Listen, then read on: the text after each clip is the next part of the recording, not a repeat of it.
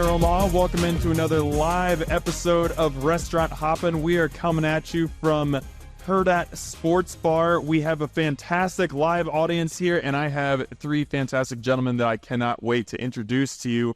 So, in the mid to late 2000s, there was a trend that started to sweep the country. All of a sudden, food trucks were just popping up everywhere, and it was just like, it was almost an epidemic that you would just be driving along and you would just see trucks parked along the side of the street and they were selling food, and Americans could not get enough of it.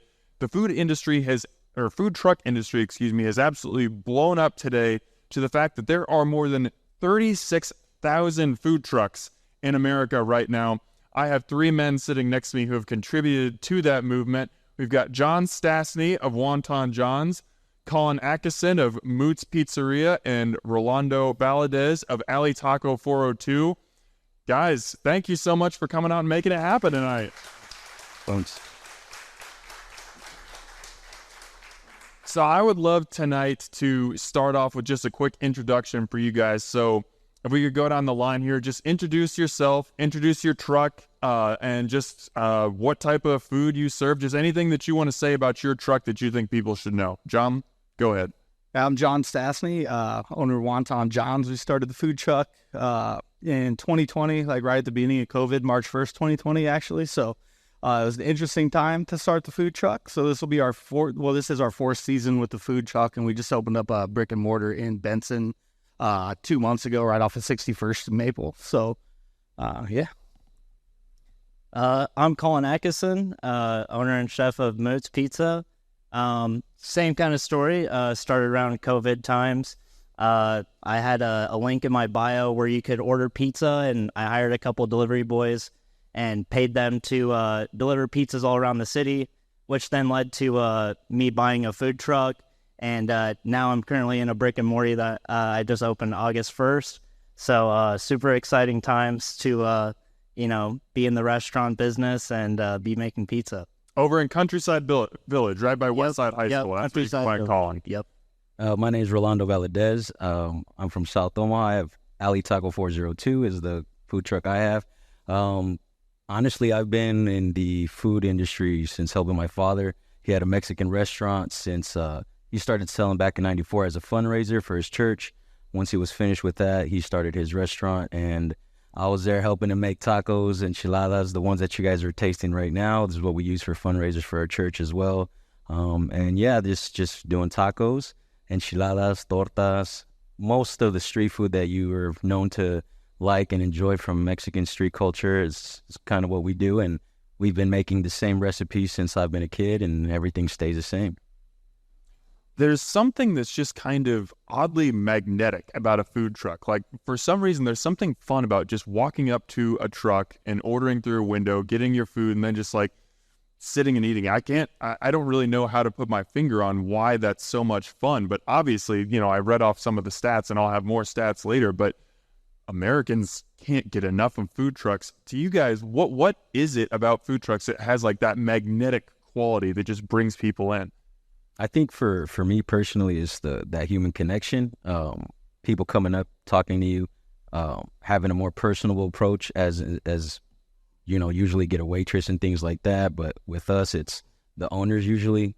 My dad would always come out and talk to the people. I got used to doing that as well. That's part of the things that I enjoy, is talking with the clients and the customers and seeing what they think and what they like and hearing about them and what they got going on today. And then the next week I see them sometimes again. Some people got a different haircut. Some things happen in their family, and we're like, oh, I recognize you. And I just like building relationships. And I would say for me, pizza originated as a street food. And it's one of those things where you're kind of just stumbling down the street and, you grab a slice. And for me, it was, I really wanted to bring pizza back to the streets. And, the food truck is obviously a great outlet for that. So. Yeah, for sure. And for us, it's more of I started the food truck to do music festivals. So I always cooked burritos and things like that and sold them in the campgrounds at music festivals. And that's kind of how I got the idea to even start a food truck. And so for us, we're usually doing events and things like that. So we work a lot of concerts and corporate events and things where people are already out having fun doing different things. And that's what our food is designed for. So you can walk around and enjoy it without having, silverware, things like that. And so it's kind of a different atmosphere than like a restaurant, you know what I mean? So people are, usually there's music, things like that. And so it's just more enjoyable experience, a little bit different than, your traditional like brick and mortar experience. So, John, you just touched on this, but Collin and Rolando, I'd love to get your thoughts on this, especially because you guys both come from a more traditional brick and mortar restaurant background. What was it about food trucks that got you guys interested in opening your own truck? For me, it's honestly, it started since I was a kid and getting taken for vacation in Mexico. Some of y'all that have been up there, you see the people cooking in the street. I always enjoyed going to the pueblo, to the city. Where we're from in Mexico, we're from a small town, like a very small town, 300 people. So for us to get a taste of the city, we would drive to that place. We would see the cooks outside making tacos. My dad would know some of them. Some of them would know some of the people in the neighborhood. And we just sit there, have a drink, and have some tacos. And I just was used to that. So when we came back over here, when my dad was doing things over here at least, he just started doing that as well, and I just enjoyed it. I enjoyed the atmosphere. To me, it's like I'm going to go get to hang out with people I'm cool with and I like seeing, and the added cherry on top is the fact that I could cook for you guys. Like, that's my thing. So it's like me going to hang out with my friends. I would say for me, opening the food truck was just more of a way to get a foot in the game and kind of establish myself and build a following. And I'm glad that I actually opened the food truck prior to the restaurant, because I gained a lot of knowledge, and gained a lot of fans, so that when I opened the brick and mortar, it wasn't this, strange idea or completely new, just kind of thrown into the game. So I think, starting with the food truck was definitely nice. It also helped me hash out, my website and my catering business. And I know a lot of people kind of do it vice versa, where they open the restaurant and then go to catering. So it's nice that now we're into the restaurant. We have a lot of the other, food truck catering things, just a lot of other business things kind of hashed out. So we're a little more familiar with it. So just so you guys know, Alley Taco 402 is in the process of working on a brick and mortar. We're not putting a set date on that yet, but definitely follow this guy. Alley Taco 402 on Instagram. You can get updates, see when that opens. That's very exciting. Yes. Collin and John, you guys are newcomers, but you are a part of the brick and mortar restaurant community here in Omaha now. So I'd love to just get your thoughts. What are some of the pros and cons to brick and mortar versus food truck that you've experienced here in the first weeks and months of your businesses? So the pros, I guess, of having a brick and mortar is having that set location with set hours that people know when you're going to be open. They can come, on a daily basis. We definitely have regulars already that come into the shop quite a bit, which is nice to have. It's nice to have my own prep space and have everything that we need right there versus the food truck where, you have to go with what you need. And if you forgot something or you run out of something, that's it, you're done. So, it's a lot less hectic than the food truck. However, there's a lot of other things that come along with it, like more overhead, more staffing, more training, a lot of different things like that. Whereas like with the food truck, I was doing 99% of the cooking myself, and I'd have everything ready on the food truck. So I really just needed somebody to help me run the register and, maybe help me put out wontons. Whereas now, we have a full staff that we're trying to train. So that brings its different challenges, and you have to, make sure you're ordering enough food for the week. Whereas like with the food truck, it was more just grab what we need from Restaurant Depot that day, Costco, whatever. But when you're open all day, you can't leave and go to the store. So, you kind of have to do a lot more planning with the brick and mortar. So, both of them have their pros and cons for sure. Yeah, I think John just hit it on the head. Totally right. With the food truck, I used to go out and, one of the cons is I guess I would always sell out because the volume that I could do on the truck, I'm just, confined to so much. And now with the restaurant, I work, a lot less harder, and I can produce a lot more. And like you said, now you have payroll, a lot more other people to look out for and train. And it is crazy because when I ran the food truck, I would do everything. You know, I was the cashier, I'd make the pizza, and then I'd close up shop and I'd go home. That was pretty much it for me. But I will say, you know, even just the cost of running the food truck is a lot cheaper. You know, to run my generator, it's only a couple dollars in gas, and then for propane, it's super cheap. And obviously, just the cost of running a restaurant daily can be a lot more with labor and utilities and whatnot. So, and it's a lot of those things that kind of go, you know, they don't think about a lot of those things. But I will say the pros definitely outweigh the cons, I would say. Something that I find fascinating about your two restaurants is you guys both created restaurants that have open kitchens. So if somebody comes into Mootz, they're going to see you assembling the pizzas and then putting them in the oven, taking them out, checking them, putting them back in. They're going to see you and Kevin on the line making burritos, making Philly cheesesteaks. Was that intentional? Because, you know, like Rolando was talking about, you kind of, on a food truck, you have that interaction with a customer where they can see you cook and you can talk to them and, you know, kind of have that back and forth. Was that intentional as you guys built your restaurants, or is it kind of a happy mistake? For me, no, it wasn't intentional. I just took over a space, and that's where the hood was at. And, you know, unless I built a wall and worked in a little closet, I think it'd be a lot hotter. So it's definitely nice to have that interaction, although sometimes it would be nice to have a little kitchen to hide out into. But, you know, because you got the, you know, when you're in an open kitchen, you have to be on all the time. Right.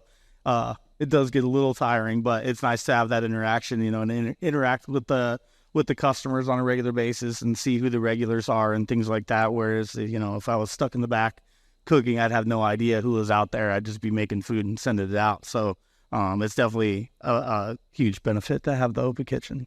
I would say it was definitely intentional for me. I love having the open kitchen. We have a lot of cool stuff to display. And for me, we only use the highest quality, only the finest ingredients. You know, there's nothing to hide. So, you know, let's showcase everything. Let's show everybody, you know, and sometimes, like, some people say it's not a fashion show, and it's like, it definitely is. We want to come out and be the best. Let's look the sharpest. Let's have let's present ourselves, as the best. So the show kitchen is definitely, you know, it's a great part of the show. And I think it's part of the reason why people like coming in is, they can see their pizza getting made. There's no behind the scenes of stuff that you didn't see. You know, it's full transparency with our guest, and you know, I think that's what we like, is just honesty, I guess. All right, now I hope with this question I don't give any of you guys PTSD here, but I want to hear about your first experience on your food trucks. So when you think of the first time that you sold on the truck, what pops to the front of your mind? What memory sticks out? I remember first time for us, I told my dad, so I opened the truck after my dad had passed. We were supposed to open it before, but for after is when I did. And I remember prior to him passing, right before we were about to open back then, he was just telling me, hey, son, just remember, some days are going to be slow. Don't give up. Some periods are going to be slow. You might have a lot of good sales for a good month, and it's just going to be dead for the next month. Don't let that discourage you. Just keep opening up. No matter what, just keep opening up. And I would tell him, being the rebellious kid, I'd be like, I don't know, Dad. I think I might sell out that first day. You know, I'm doing pretty good promoting. I'm pretty good online and social media because I was all into that type of stuff. And you know what? The day came. It was a little bit after he had passed, and we decided to do it. We promoted. Because I used to do music as well, so I approached it in the music way. You know, I made a flyer. I hit up all my buddies that was in music, and I told them, hey, I'm starting my truck. This is the day we open up. And I just let word just spread that way. And it, amazingly, yes, the first day I sold out. And it was very busy, and it was bittersweet, and it was crazy. It's almost like I spoke it into existence, and, you know, it made me get that confidence, that extra confidence, and that extra push and motivation that I needed to get that ball rolling. And from that day forward, whether I was sold out or I had one customer, I was like, cool, I'm happy with what I get. And that's how I do it. Just every time I do it, I'm happy with what I get. I remember for me, it was funny. I wasn't even really sure where I was gonna park, and I kind of live in the Exarban area, and I remember just putting the keys in, and I was fully prepped, had everything I needed, and I kind of just rolled down the street, and I found a good spot like next to the dog park, and it was just funny. I was like, I think I'll just post up here, and then put out my pizza sign. And just kind of waited, and kind of same thing. I just got slammed, completely sold out, and once again, it's just like completely overwhelming. And it's like, okay, I think this is gonna work out. But yeah, I thought it was funny because there's a lot of things that you think like, where should I park? All these little details, and I thought it was funny because I just found a random spot. And it kind of became my home for like the next 2 years, that same spot. So that's usually where people would find me, is down in Exarban, kind of by the dog park. And not too much thought went into the spot, but I kind of just rolled down there and started selling pizza. So for me, I started doing pop-ups before I did the food truck at like breweries and stuff. So those were pretty crazy. We had some really long lines, and there was a lot of learning there. So when I got the food truck, I thought I kind of already had it figured out. And then the first day of the food truck, we were at Barrios, and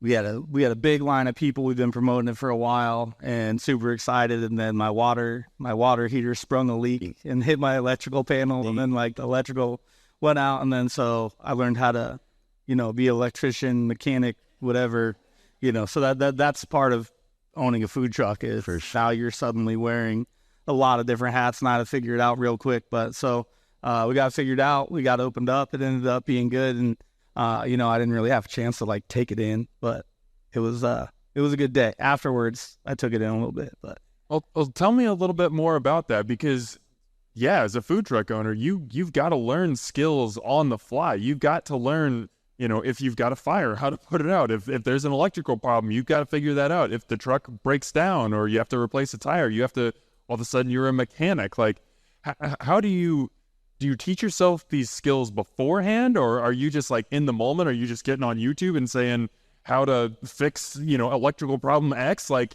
how do you learn these skills? A lot of both. Yeah. I mean, I like flipped a couple houses and stuff, so I was fairly handy. But I wouldn't have considered myself like a mechanic by any means, or an electrician, or whatever else, a plumber, all the different things. And so, a lot of Googling, a lot of YouTubing, on the fly, just kind of trying to figure it out. We had a festival one time where same thing happened, right before the festival. We were about to get our health inspection, and the water heater started shooting out water. And so we didn't have running water, which if you don't have running water, you're not going to pass your health inspection. And so luckily I had a backup water heater. Kevin, my manager, like ran and grabbed the water heater from the shop, came back, and I had to change it out real quick before we could get it, before we got our health inspection, like 5 minutes before the festival started. So then we had to get ready and set up after that. So it's just a lot of that on the fly, figuring it out, whatever you got to do. Nice, easy day at the office there. Yeah. Not standard operation. That's what it was like what happened to me with the heater. It stopped running hot water altogether right the day of inspection. And I was like, oh, dang. And it was like an hour before it's supposed to happen. And I'm trying to find the extra one too, because we had an extra one. I couldn't find it either. I've never done any plumbing. And I'm over here Googling the model, trying to find the handbook, trying to call the hotline. And I'm like, oh, man, what am I going to do? And I just YouTubed some things. And I was like, you know what? I wonder if it's empty. And I checked it. I filled it up, let it run a little bit. Last 20 minutes before the inspector came, it started running. Then the inspector calls and he's like, hey, I'm going to be late a little bit. So, and everything worked out. It's crazy how it just thing after thing. And then at the end just works out. Nice. Yeah. And I guess I'll touch on that real quick too. I guess, as a leader of any business, I feel like you should know the ins and outs of every aspect of your business, whether it's the electrical, the POS system, if it's, how to make the pizza. Point of sale, not another acronym that one might know, but it kind of stands for that. Yeah. It can go either way. Right. But yeah, I guess like if you're at the highest top of the, you're the leader, You should know every in and out, just in case something does go wrong. You're the guy they're going to turn to, so you need to have the answers as well. And yeah, I will say I've learned a lot, about being an electrician, and all the other aspects. And I feel like it really sets you up for, anything in the world where it's like you have an electrical issue, you have a plumbing issue, a technology or Wi-Fi issue. It's like you're the jack of all trades. So, it's very, good skill to have, I guess.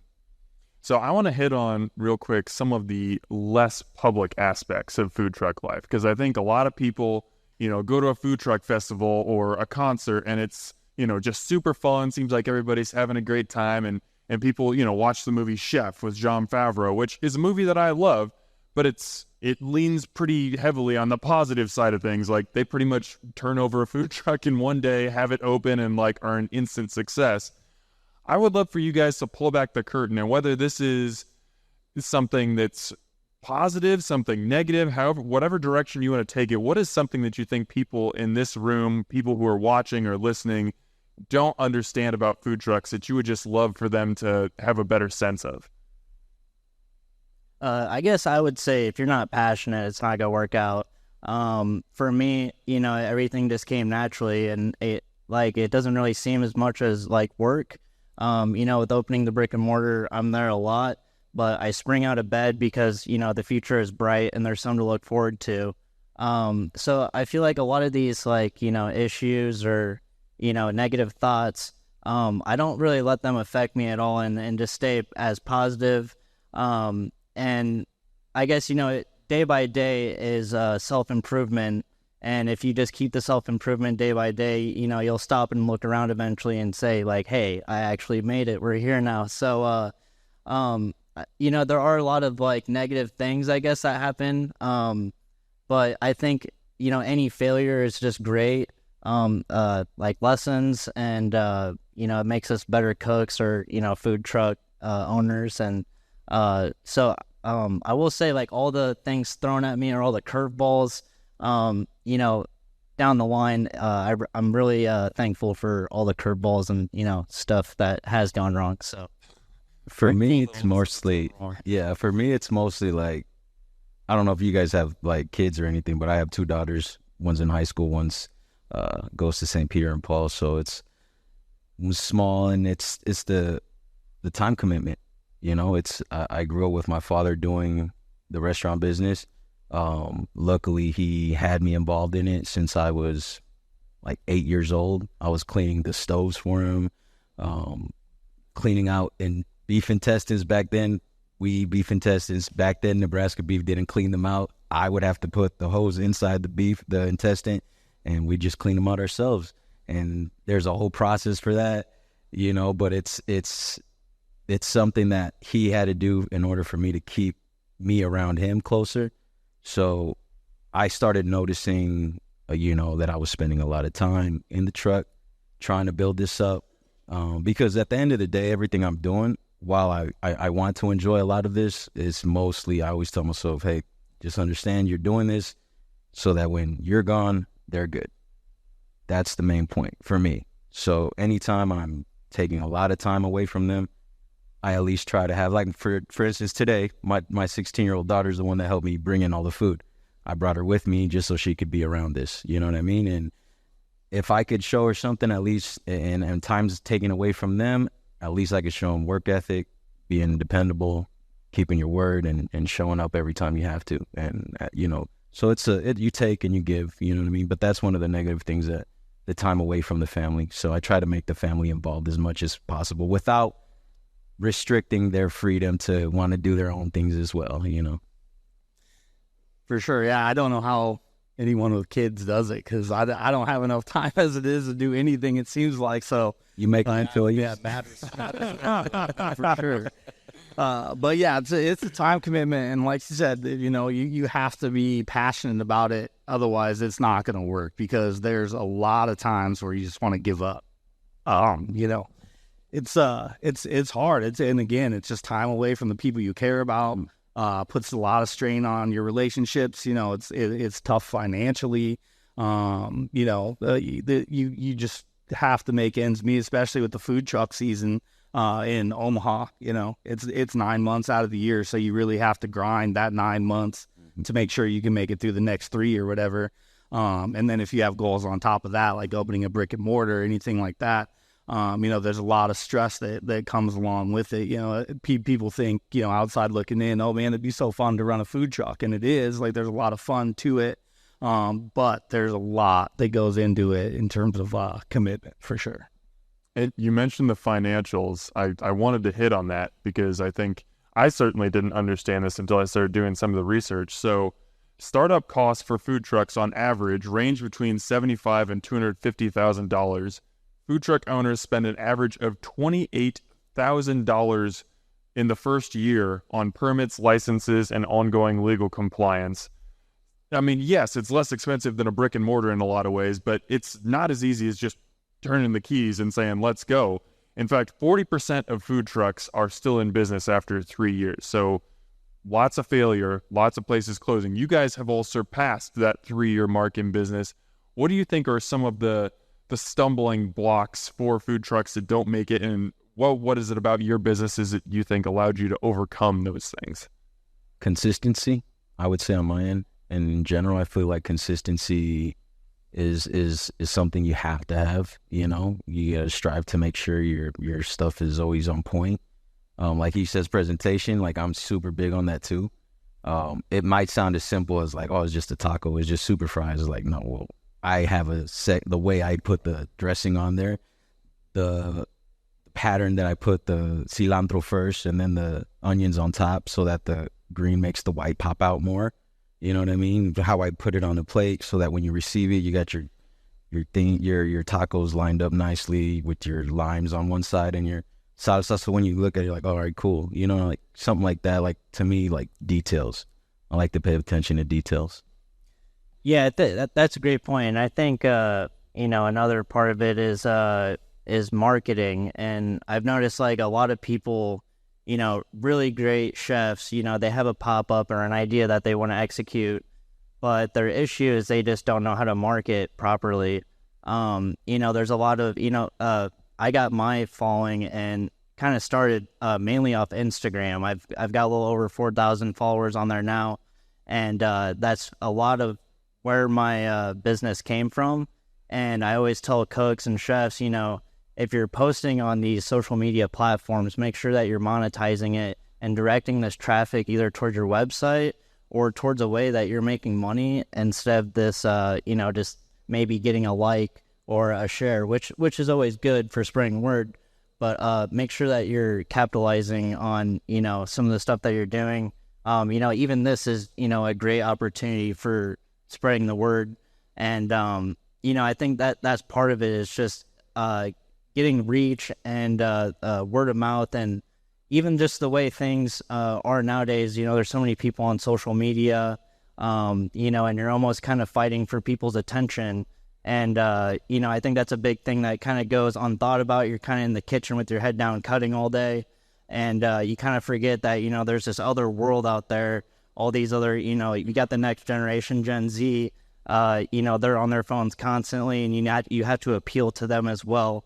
And also to the older crowd too, you know, there's other ways, you know, because not everybody's on social media. So, you know, it helps have, you know, the business cards. It helps to, you know, have an email list.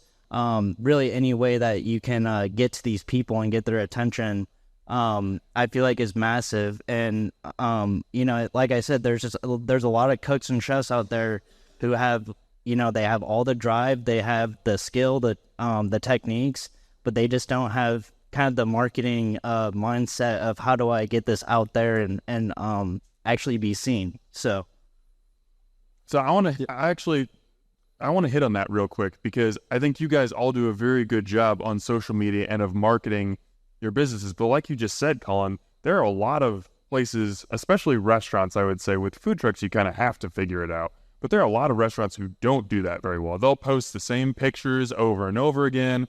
They'll post 2 or 3 times a week, and it's super inconsistent. They'll have people messaging them saying, hey, when are you open? Because they're not posting their hours or where they're going to be popping up. How did you guys learn to become good marketers of your business? I think just like from following my like favorite restaurants on Instagram and kind of just imitating. You know, I'm 28 years old. I kind of grew up with the internet as well, so just kind of seeing some of the coolest places that I like and just kind of applying that to my business as well. So for me, it was more just like putting myself out there. You know, like I do all the Wonton Jon's posts and everything, and you know, I'm unapologetically me and all of them. And I think a lot of people really like that initially because I don't have a chef background. I didn't have any kind of really cooking experience at all when I started. You know, and I just kind of put my vibe out there and, you know, just put my food out there for people. And it was something unique with the wontons that people really hadn't seen before. So I made sure, again, with the food photos and everything, like you were saying, like the layers of food, like different colors on top and different ingredients and different, you know, a zigzag or a circle on certain wontons, depending on whatever the garnish was, and make sure that it pops in photos. And when people get their plate, you know, it's more of a wow factor and something people will remember. And again, same with the food truck. That's we operate a little bit differently in terms of, you know, how we act with our customers and how we interact. It's more of a personal personal thing rather than just like, you know, by the book. This is how you should act. This is how you should talk to your customers. It's like, you know, I'm me, my employees are them, and we let everybody be themselves. And that's how our social media is as well. I think that's helped a lot. Yeah, I think that's something that's helped me as well. Like the BU, you know, it's obviously, you know, there's time and place for certain things to, you know, but in general, it's like you said, everything we post, it's us. It's not trying to be something we're not. And for me, because I was doing music when I was younger, and I had a lot of friends in the local music scene, I honestly, they were already going to the restaurants with my dad because my dad had it back then and I was working right there. So I was lucky enough to transition everything that I knew and knew people from the music side locally.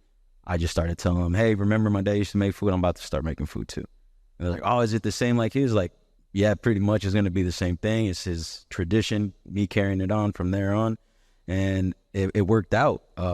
I approached the marketing the same way that I knew, which was I would do events, I'll do shows, and like I said, I would do flyers and then online and then send them to my buddies, or I'll just give a lot of phone calls or word of mouth. You know, that's one of the things I don't do is I get a lot of emails, you want to advertise here, you want to advertise there, you want to advertise there. And I purposely would say no because I just wanted it to be a situation where if you knew of my spot, then you were lucky. And if you didn't, then you better find somebody that knows.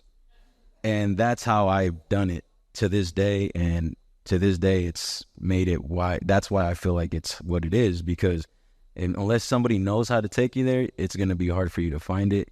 And it's part of the adventure. You know, it's called Alley Taco. My dad started in the alley. I put the truck in that same alley that he started selling back in '94.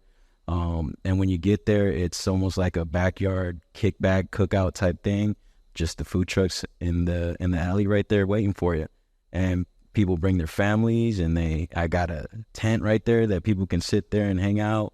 And yeah, I just try to make it fun that way, and have people have a good experience, so that when they leave, they're like, you won't guess where I was at. I was in the middle of South Omaha in an alley getting served some tacos in a sketchy looking truck, and I'm like, and it becomes a story. And I've read the posts from the people that go to my location, and the way they write it, it's like, oh, that's what I was going for. Like, there's a person that came. It's because and if you can't fit, if it's too packed in the back, they park in the front, and the only way to get to the back is either doing a long way around the block, or what everybody now does that knows is you can just cut through the house that it's in the back of, or the next house. And it's like almost like in a big city, how the houses are literally next to each other, and you just go down and you turn. So there was a post where a gentleman, or I can't remember who it was, but somebody was saying, was it you or somebody? I can't remember who somebody was saying that I think I'm trespassing by going down here.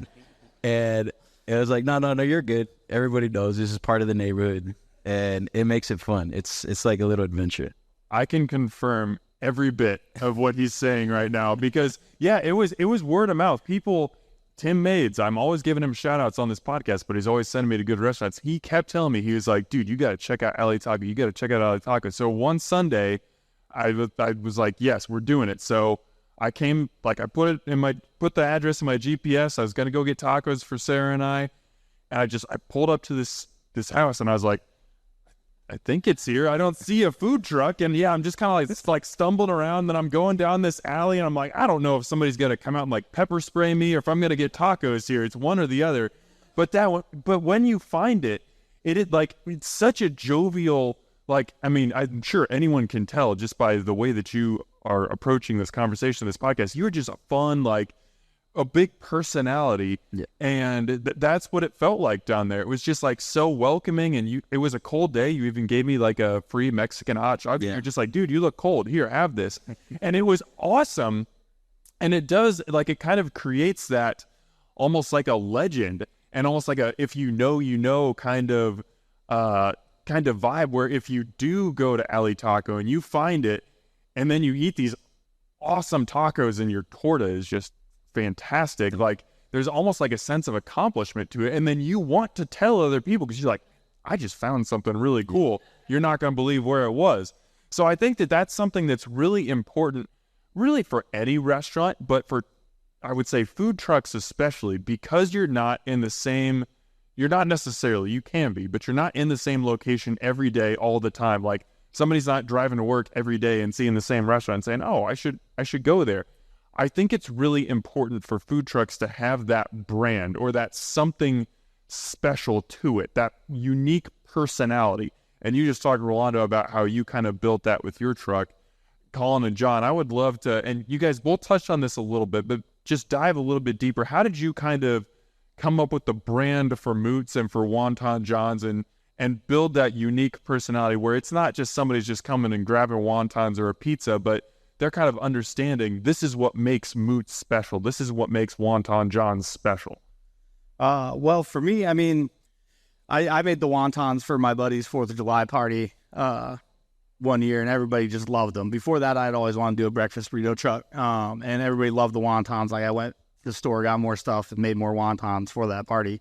And then, I was talking to my buddy, just drinking at a music festival, actually, and trying to come up with the name. And then he's like, you got to do the wontons. And I was like, okay, and, I thought we were just kind of, BSing or whatever. And then he's like, Wonton Jon's, it rhymes, like you have to do it. And I was like, okay, yeah, that makes sense. And so literally you could put anything in a wonton. So basically I just took all the foods that I like to eat and put them in a wonton shell. And then, I wanted to make it fast and easy to eat, on the go at a music festival, things like that. And so it was just kind of fitting for, the vibe I was going for.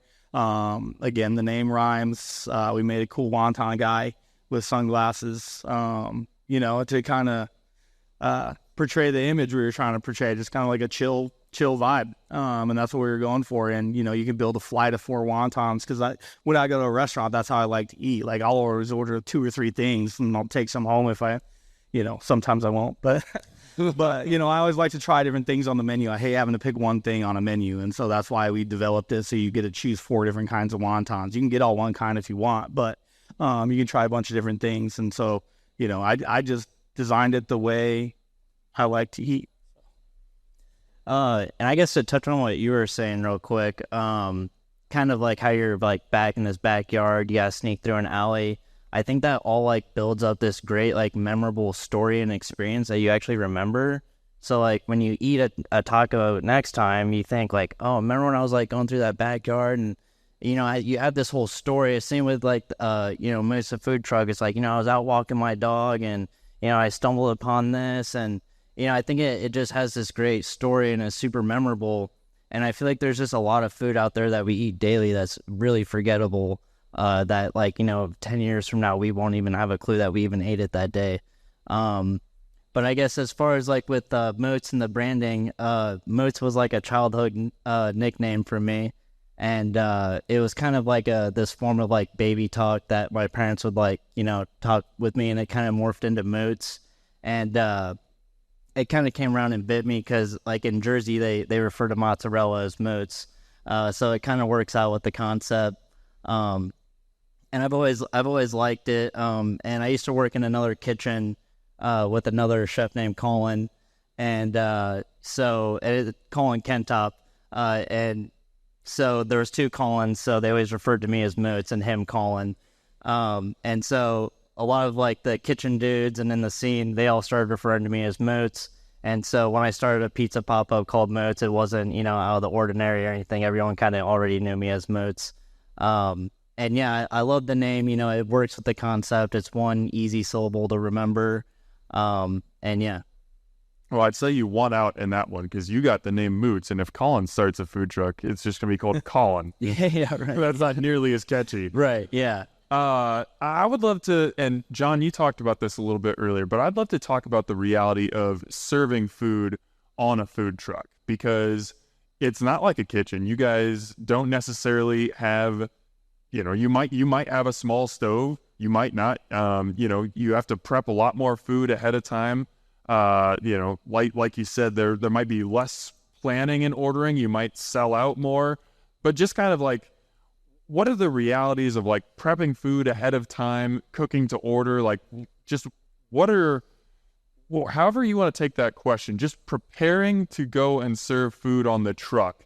What is that like?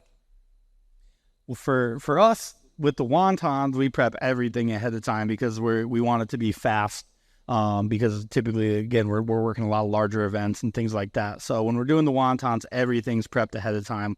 So it's a lot of timing because obviously you don't want to prep it at 8 a.m. if you're not serving till 2. So it's like we need to start it at just the right time. So when we get it on the food truck, it's still fresh and good to go. And for the event, when we're at festivals, we'll bring more equipment and we'll actually fire stuff on the food truck because on the 8-hour day, you're not going to cook everything in the morning and, serve it 8 hours later. So that gets interesting. Our food truck is more of a blank canvas. It's all countertop space. You've been in it.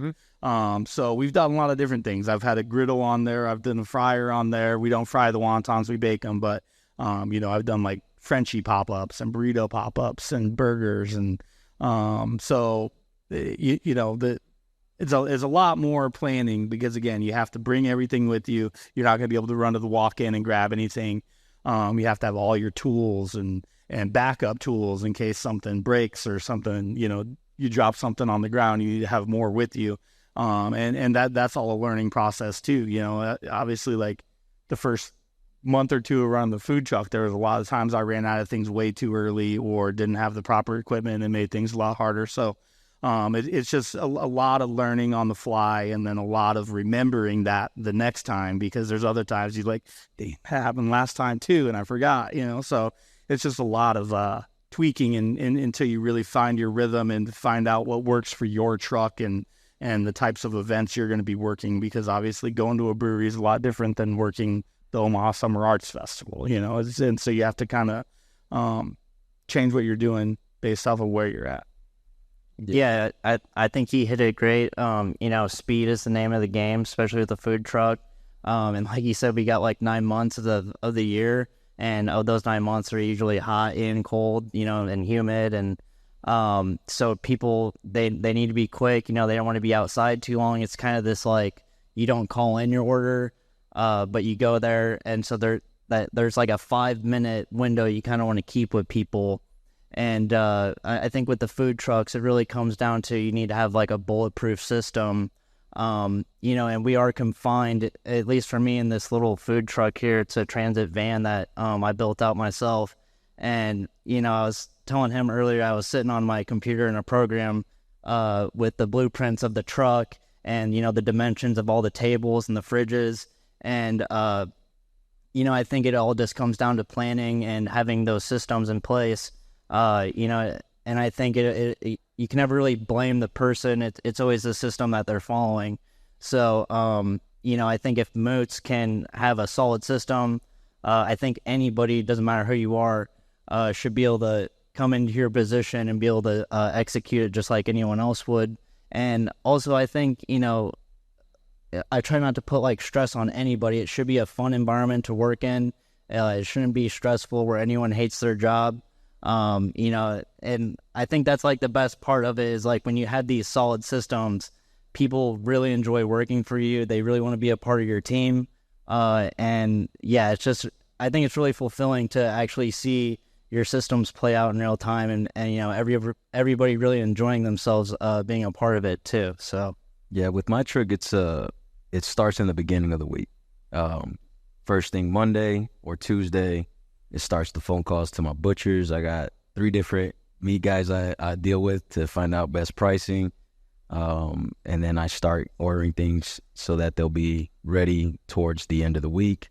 Just like he said, we like to prepare so that things are fresh when we open. Some of the things we can prepare ahead of time. All the meat we cut ourselves. I season myself. I cut it myself by the machine, just like my dad did. I don't buy nothing cut. I just do it myself.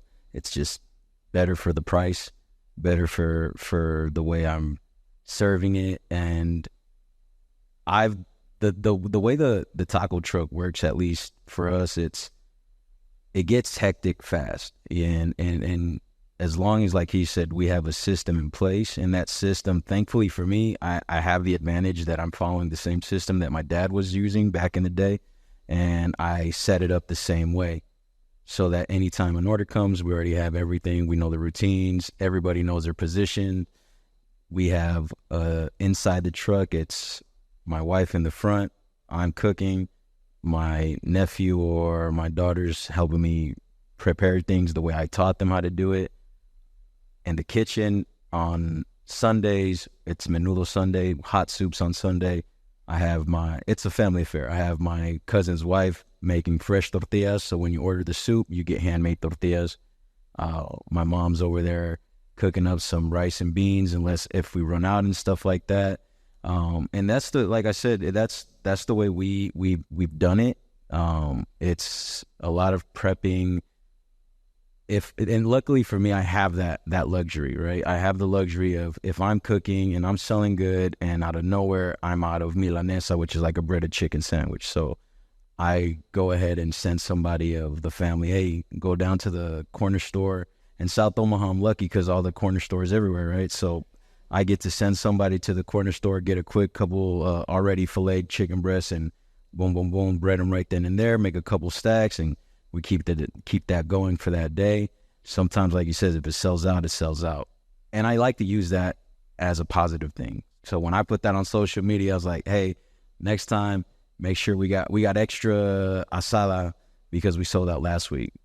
That, it's like almost like, okay, I wonder why it sold out. So now they come in and taste it, and then it's like, all right, cool. And so, I mean, I like to prepare. It's always like every week, and it's all week. It just never stops, honestly.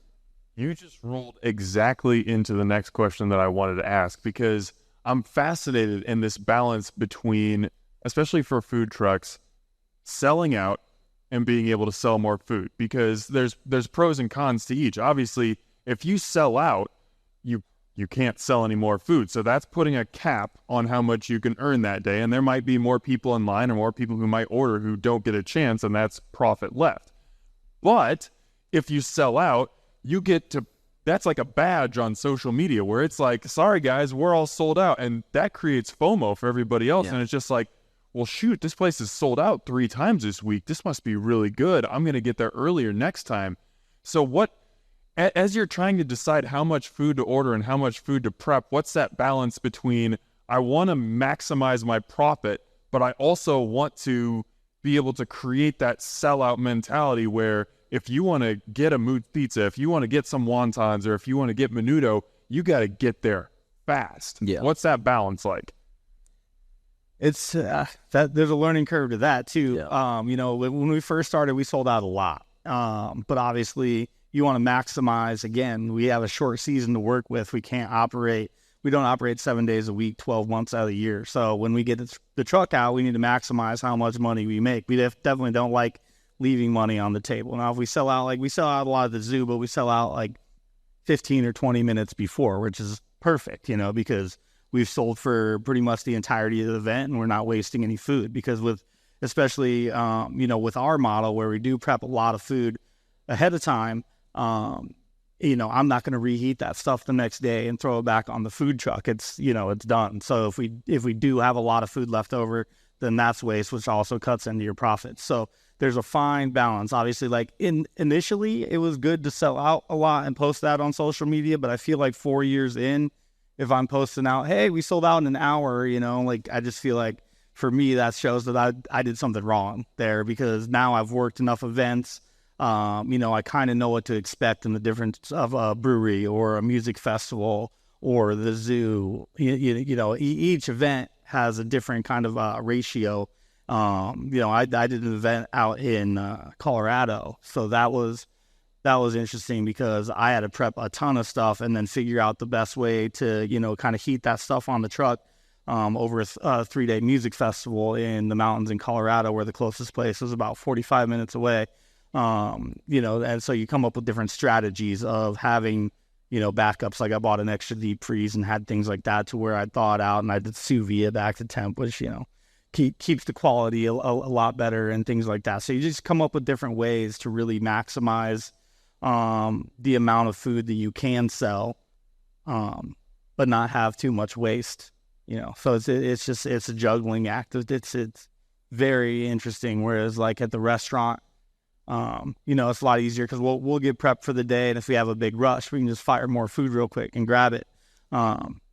You just can't do that with a food truck. So it's a lot of learning. I've wasted a lot of food, and I've definitely left a lot of money on the table. That's the bad part, like of selling out. Like he was saying, because it'll sell out good. Let's just say it sells out good for the whole month, right? And everything's good. You're buying. You think it's gonna keep that, then all of a sudden it dries up. And it's somewhat selling. It's still selling consistent, but now you were prepping because you were consistently selling out. And like you said, the worst part is when you got leftover too much stuff. And I'm like, dang, I shouldn't have ordered so much this time. But then I always tell myself, okay, cool. The good thing is I didn't, like, for us, we don't cook at all until, the way the clients are coming in for that day is how I'm approaching what I'm cooking. So I'm not going to cook everything right away. I'm not going to, it's almost like made to order half of the time, majority of the time, I should say, actually. And so that allows me that if I do buy too much meat, the rest of it didn't get cooked off and it's going to get used up for the next weekend, thankfully in those areas. But in other areas, such as like vegetables and you only got a certain shelf life before it starts getting bad and stuff like that. And I don't like, because I'm so into the colors and the vibrancy of it, like once it starts losing that, I don't like giving it out to anybody because it just doesn't look the same. Like cilantro, I like it when it's nice and fresh and bright and green. If you leave it too long, it starts getting dark, it starts getting black, and it's no more good. It loses, for me at least. And same thing with, la cebolla. The cebolla, you cut it, it's nice and fresh and, crispy. Leave it too long, it starts getting moist, starts getting stinky, turns yellow sometimes. It's like, nah, I don't want to use it. But I can still use that, for instance. So there's no waste. I'll use that cebolla, that onion, and I'll throw it into my al pastor, which is my marinated pork, because that's part of that recipe anyways. And it'll give it a great taste. When you saute the onions, it gets sweet and then gives that flavor to the pork as well. The cilantro, we'll just throw it into, once it starts getting to a certain point and it's still usable, obviously, we'll use that for the guacamole sauce. And that way we try not to waste anything and try to use as much as we can before it's not usable. That's a big thing too, is just the cross utilization of ingredients. You become really creative, and like, I've created entire dishes just based off of like, okay, I use this and that, but like I'd like to push through that further, faster to make sure, we're not wasting it. Because like crab at one point, in the last couple of years, it was like $22 a pound. So that's why I started selling the crab rangoon grilled cheese, because we had the crab rangoon wonton. I just wanted to get it in more things. And food cuts so crazy right now. Yeah, that's just all over the place. So yeah, just cross utilization. You guys had some great points. I'll say, like with the food truck, you can't place a reservation really. So it is kind of a guessing game. What are my parts today? And for the food truck, I would always maximize how much I can do. And obviously no one wants to leave, people, because like with the food truck, I'll typically post ahead of like, hey, this is where you can find me, right? Like a week ahead. So people have their busy schedules. They'll say, oh, Mootz is going to be here Saturday. Let's plan for being there. So if they show up there late and I'm sold out, that could be a real bummer. So selling out is a good thing for me, but I always do feel bad for the people that, they planned ahead, they got hyped up, and then they're kind of like, oh, I was too late. So I do always try to try and make as more as I can. If I sell out, is there any way I can maximize any more? And I'm running into the same issue with the restaurant now, which I didn't think I would, where, I'm full capacity. I'm doing, 10 times as much pizza out of the restaurant, and I'm still dealing with this issue of running out. And, I'm at the point where my walk-in's completely full. I'm using as many dough trays as I could get. As far as ordering, I'm telling everybody, like, give me all you can get. And then I'm telling my cooks, prep as much as you can prep, like, don't stop. So, with the food truck, you guys had good points too, is, we may only be out like 1 day a week that week. So you had to prep smart of, there is no carryover food onto this next week. With the restaurant, you have this day by day cycle where you can kind of keep a cycle of ingredients and stuff going. With the food truck, you have like one set day. Let me try and sell everything this day. After that, everything that's left has to go, which sucks if there is leftover. But yeah, I think, selling out is a good thing. To me, it always kind of kills me though, because I know there's people out there that plan hard, they have busy lives, and, they set apart time to finally try, and you finally got them to come to your spot. You finally, did it, and you weren't there to execute for them. So I do always kind of feel bad for people that, miss out. But like you guys are saying, supply and demand, you have a great product, you're going to have a high demand. So, and I'm still, finding ways of how can we do more? How can we do more? So, if selling out is the problem, how can we fix it? I had a really interesting conversation with another food truck owner of a food truck called the Dire Lion on my podcast a couple months ago. And this is a food truck that sells British pub food. So this is a food that he's passionate about, but he's like, does anyone else in Omaha want fish and chips? Does anyone know what a Scotch egg is? Does anyone want bangers and mash? I have no idea if this concept is any good. I like it. Does anyone else like it? Now, if he's going to open a restaurant, that comes with a lot of overhead, just all kinds of issues and everything. A food truck, like I talked about, yes, there's costs, but it comes at a little bit lower entry point. It kind of allows you to test the concept a little bit before maybe you decide, yes, this is a success. Maybe I open a brick and mortar. How important was it for you guys to kind of have the food truck as that proving ground to say, I think wontons are an awesome idea and people are really going to love this, but I don't know that. So like, let's test it in a truck before we go full scale restaurant. How important is that? Yeah, for me, I did that with the pop before even the food truck. My testing was the pop-ups at the breweries. Because I really didn't know if people were going to want the wontons. It's definitely like a very unique food.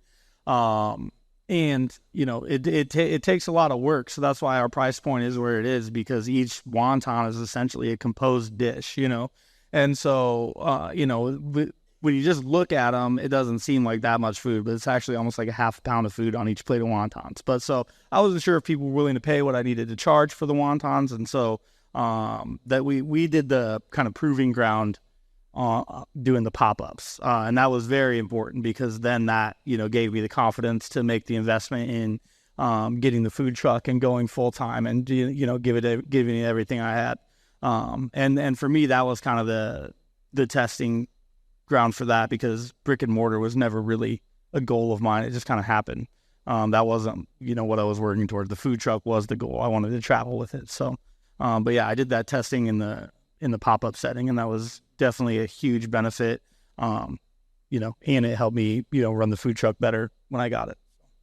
I'll say it's a great way to start, because essentially I consolidated a whole pizza concept into a Ford Transit van.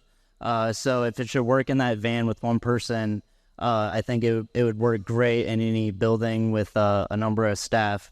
So I think it's great. And when I turned to opening the restaurant, there were subtle changes to the concept, and I was thinking, you know, why would we take away some of these changes that, you know, applied to the van? You know, if it works so great out of the van, why would we change anything?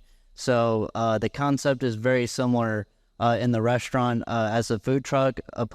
Now we have a dining room where people can sit and eat the pizza.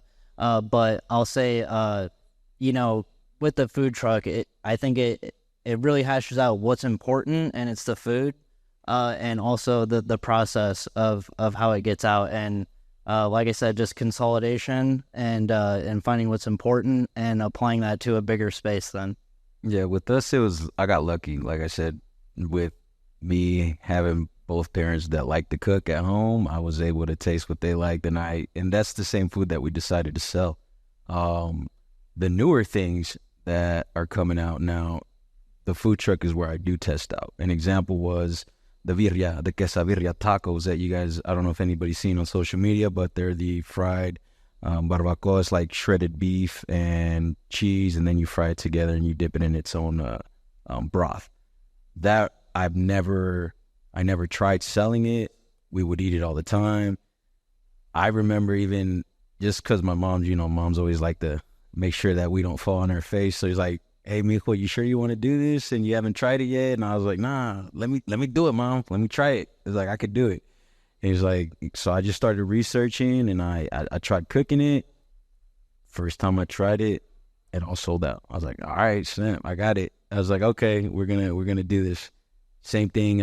I wanted to try Philly one day, and I did it with my meat because I'm used to tasting the Philly in general, how it's tasted, but I was like, man, I wonder what it tastes like with my asada. And I bought the bread, and I got some cheese from Restaurant Depot, and I just tried it. It did pretty well, you know what I mean? I didn't keep it on there, but I just wanted to just test it, just to see what it was like. That one did pretty well. And I got so many ideas of different things that I want to do that I'm holding off until the building. Some are drinks, some are frozen drinks that are mixing different cultures in that, you know, that you haven't heard of yet, with horchata and my flavored waters, mixed with things like, you know, like I'll throw one out here. You know, I don't give ideas too much, but like one of my things is like a frozen drink with Mexican drinks mixed with boba tea, the popping boba balls. You know what I'm saying? And I have that whole concept written out, ready to go. I got some other stuff, and it's like the food truck allows me to try that and make it like a special, you know what I mean? That way I don't feel bad if it doesn't sell. I make a special. This is my special for today. Nopales was one of those, which was a cactus. I had a lot of vegetarian people that would come and would ask for veggie things, and I didn't have anything. And it was oblivious to me that my mom and everybody at the house would always eat when they would feed the guys, usually traditionally, at least in my house, the guys would eat all the meat. And you know, because it's like they're super old school, and that my mom and the ladies would more make their own stuff too, but they would always like more vegetarian stuff, and they would always eat cactus. And so I was like, man, why don't we make cactus tacos, and I'll try it out. And it sold so well that now it's part of the menu. And now anybody that's a vegetarian, they get the cactus tacos, and we prepare those totally different. Big old taco and cactus, pico de gallo, everything's cut by hand. You know, and it's made the same way I was eating it when we were growing up. And I think that's one of the things that helps out, you know, with the testing, is the fact that our recipes stay the same. The new ones I try to make my own, but for the most part, I like to stick with what works and what I know tastes good. That's awesome. So we're running up on the hour mark here, and I want to make sure that we leave time for the live Q&A section, but there's one more question I got to ask you guys. So if I can get maybe like a 60-second or less answer from everybody. If somebody is in the room right now and they come up to you right now and they say, hey, I'm interested in opening a food truck, what's the number one piece of advice you can give to me? What would you tell them? And your advice can't be don't do it. Other than that, be prepared to sacrifice. Okay. I would say start a website, start every social media, Facebook, Twitter, Instagram, get an email list, get business cards, and yeah, spam people and don't stop. like Dan said, don't be repetitive with your content. Try to switch up your content, whether it's like your face, the pizza, the product. And I always try to focus mainly on what you're selling. I see like some restaurants will like post a picture of their bathroom or something, and it's like, well, aren't you selling food? Like, what's so I guess just like really focus on like what you're selling, and be very clear to what it is. Yeah, I would recommend maybe reaching out to some food trucks and working on a couple, and trying it out. Make sure it's something they really want to do, because you have to. Like, it's got to be something you really want to do, or it's not going to work. Like, you have to be passionate about it. You have to be willing to make the sacrifices from time, money, relationships, family. Like, you're going to lose a lot of time with a lot of stuff that you're used to having time for. And it's hectic. You got to be able to operate in that, that setting. And for me, like, I operate very well in chaos. Like, I thrive in chaos, and it can be kind of chaotic because it changes a lot. And so, I've had a lot of people reach out to me and ask me about starting a food truck. And I've had actually a couple of people come work on the food truck, and be like, wow, it's a lot more work than, I thought it was. So before making that investment, I'd say try it out. I know I would be willing to let somebody come work on my truck for, a couple weeks and check it out. And I'm sure most food truck owners would as well. So I would say dip your toe in before jumping full in, because it is a commitment. It's a lifestyle, for sure. Well, that is great advice and a perfect way to cap this podcast. I know I've learned a lot during this hour. I hope that the people who are here live, the people who are watching, the people who are listening, they've learned a lot too. Everyone, I cannot vouch for these 3 spots any higher, and not just because I love these dudes as people, but their food is awesome too. So Instagram, Facebook, Alley Taco 402, Mootz, and Wonton Jon's. Follow them. You're going to see great content, and if you go to their establishments, you're going to get great meals. Rolando, Collin, Jon, thank you so much for your time tonight. This is a Monday off for you guys. Thank you so much for making this happen. Big lift.